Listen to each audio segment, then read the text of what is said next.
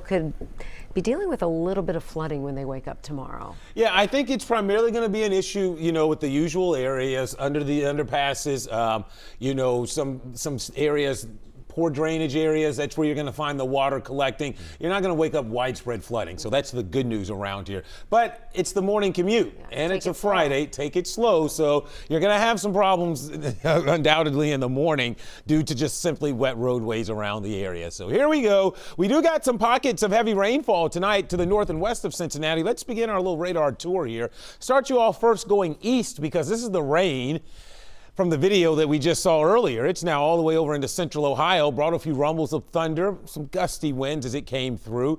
That's what I would expect through the night. You don't have to worry about severe weather tonight while you sleep. You can go to bed, you can rest comfortably.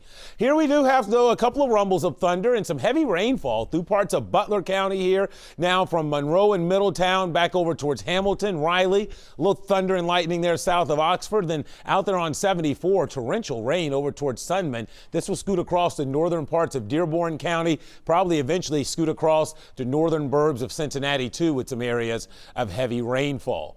As I expand the view here, you can see, though, a lot of this is north of the Ohio River, so that's good news. The other good thing I want to point out is the fact that this won't be a continuous rain. So it will come in waves, and that will allow at least the water to recede oftentimes before the next round of heavy rain moves in. But this is what will come rumbling through while we sleep tonight, and tomorrow morning, this is what will make a headache of the morning commute.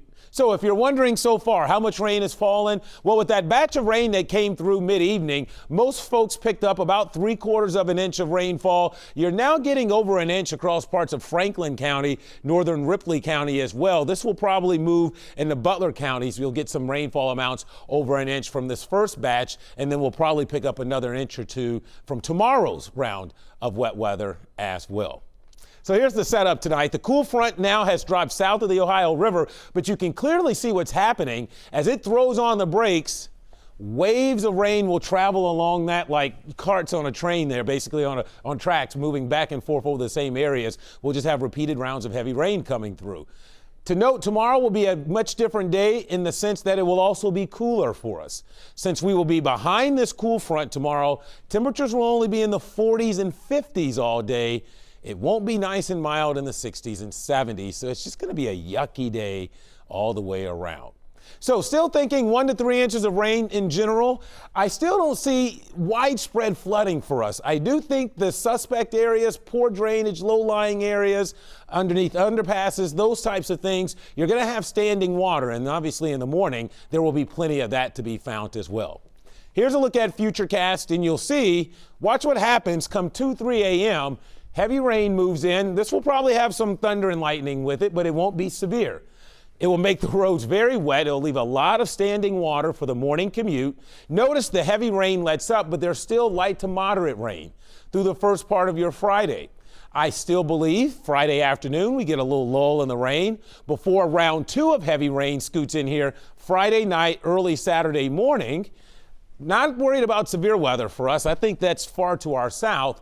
But then the rain gets out of here early Saturday, and then the concern transitions to those gusty winds where we could have wind gusts Saturday getting close to 50.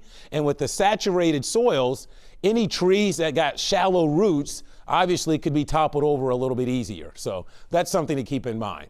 But right now, 1 to 3 inches of rain, a good bet across most of the tri-state. By the time all is said and done, I think most of you see at least 2.5 inches of rain. So it's 52 outside right now. Notice you're not through the front yet in Brookville. You're still in the 60s. Everyone else, though, in the 50s, even some 40s out across parts of Indiana. We'll continue to settle our way back through the 40s overnight, especially with that next round of heavy rain coming in, probably 3, 4 a.m.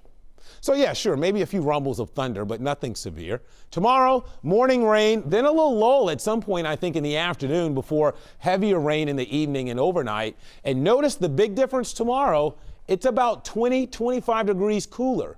Temperatures will be stuck between 45 and 50 nearly all day. I'm going to leave Saturday as a weather impact day, not because of the rain.